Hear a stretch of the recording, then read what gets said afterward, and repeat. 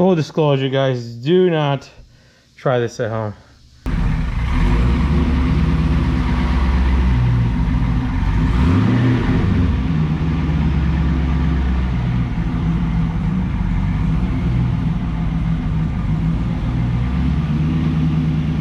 First things first, you guys, we got to pull the radiator and pull the headers, so that way we have a little bit of clearance to pull this thing out, because if we don't, we're screwed. Not to mention that catch can, that's got to go as well. So let's get to it.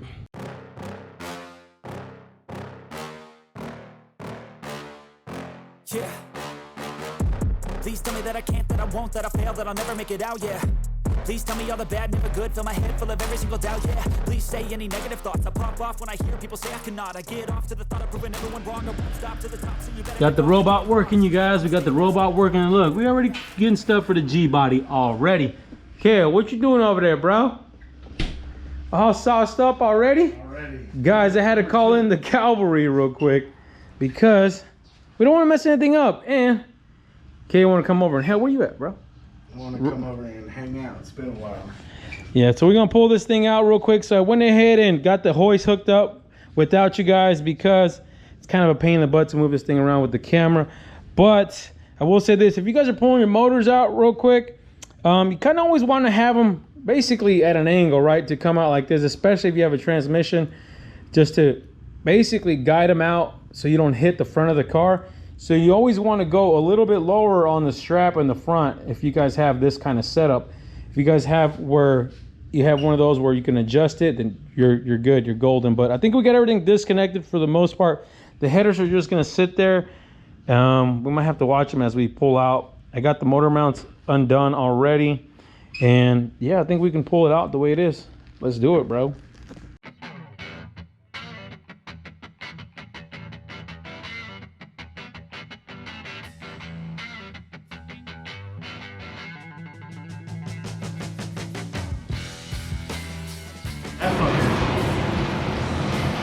Oh baby, oh man, what a mess, you guys. You guys missed it. We had the camera off, and yeah, I wouldn't have thought this thing would have had oil in it, because everything was brand new. I didn't think there was oil in it, and I go to take the oil pan off, and leakage everywhere, y'all. Everything.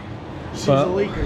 Oh yeah, we're gonna pull this thing off and let it leak a little bit, see if we can swap oil pans, and then test fit it again and go from there. What we got over here? Oh yeah, that's what we need, y'all. That's what we need. So it is a few days later, you guys. Got our oil pan back from the fab over there, from the fab shop.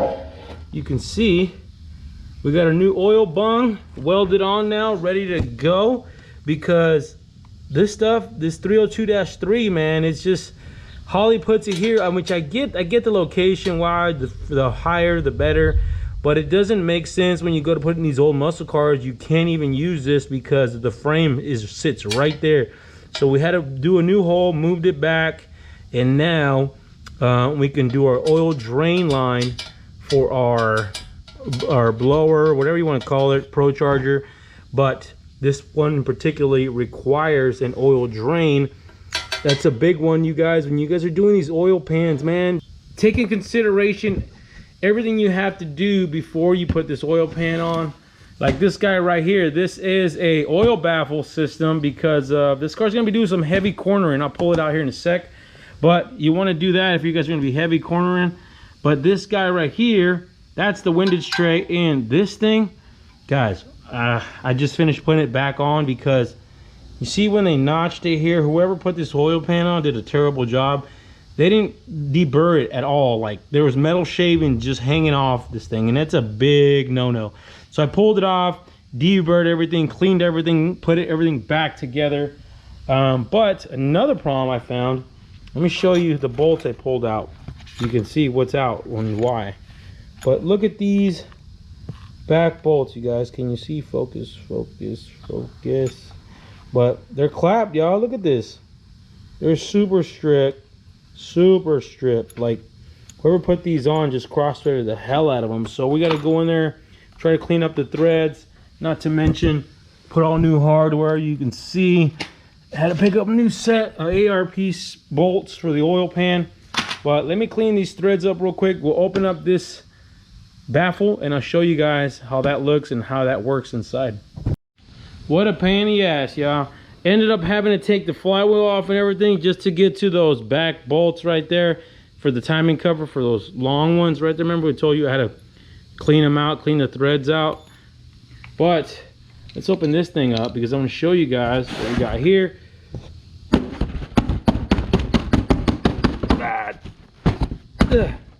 Much later. Oh Lord, look at that bad boy right there. Yes, sir.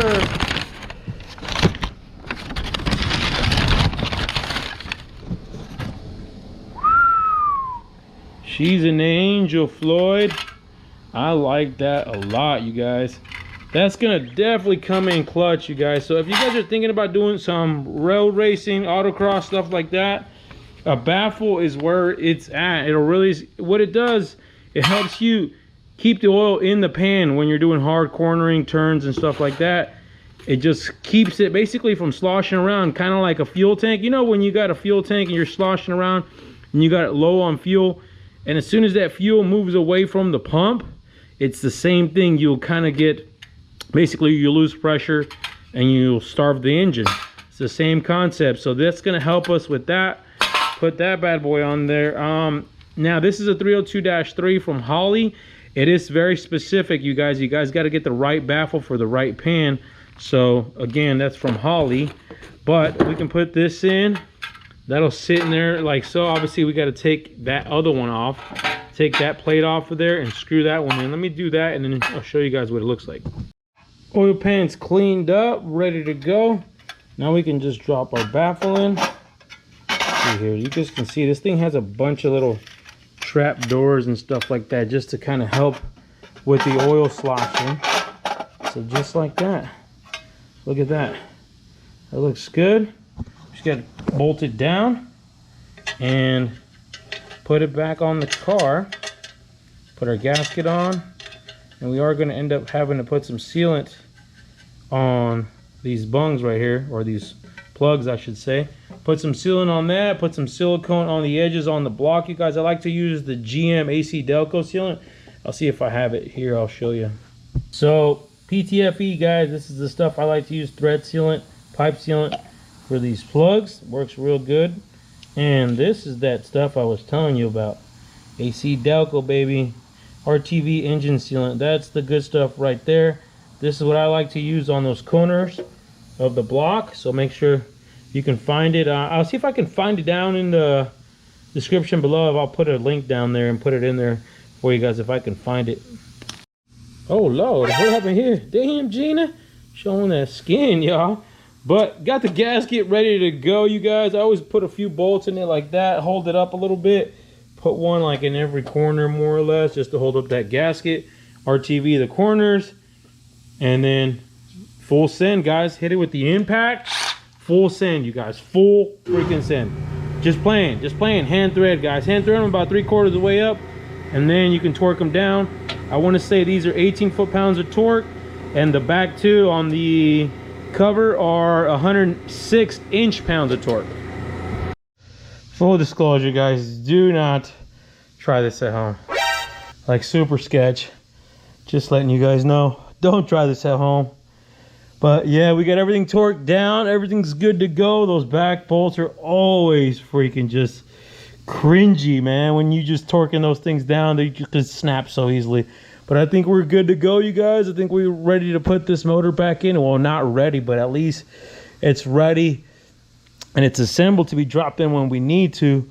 But if you guys are also running some like oil feed lines for turbos or anything like that, you can always use this guy right here. We got ICT billet adapter right there. I don't know if we'll use that one or block it off or even run an oil cooler, but it's always good for that. But I think we're good to go here, you guys. Oh man, it got humid, y'all. It got humid. But guys, do me a favor. Hit the subscribe button, hit the like button, and hit the bell for notifications. And you guys already know, stay wrenching.